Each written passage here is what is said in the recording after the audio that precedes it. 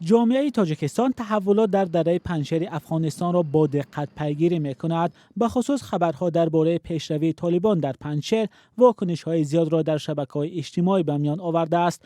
دایره‌های کارشناسی در تاجیکستان بر این نظرند که مقاومت علیه طالبان به این زودی خاموش نمی‌شود.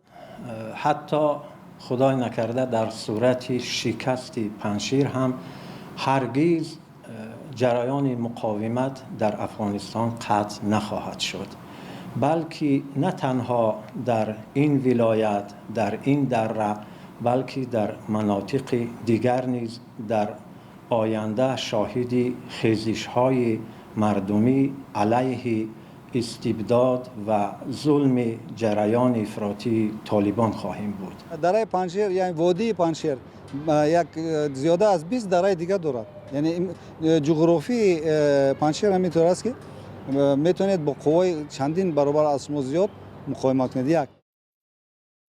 جنگ در پنجشیر به موضوع اول در شبکه‌های اجتماعی تبدیل شده است. چندین نفر از فعالان از حکومت طلب دارند که سفارت پاکستان در دوشنبه بسته شود. این طلب بعد از آن صدا داد که خبرها درباره حمله‌های پهپادهای پاکستان به پنجشیر رسانه‌ای شد. برخی‌ها در تاجیکستان باور دارند که محض دخالت پاکستان باعث پیشروی طالبان شده است. در حقیقت پهپادها یا هواپیماهای بی‌سرنشین پاکستان بسیار جدی پنجشیر را دین شب بمباران کردند و وضعیت را خیلی وزنین کردند. یعنی اگر به این طرف برگردیم بگوییم که همین واقعیت در افغانستان سرعت گرفته است، به رسمیت در آمد که پاکستان با مردم تاجیک در پنجشیر به جنگ در آمده است.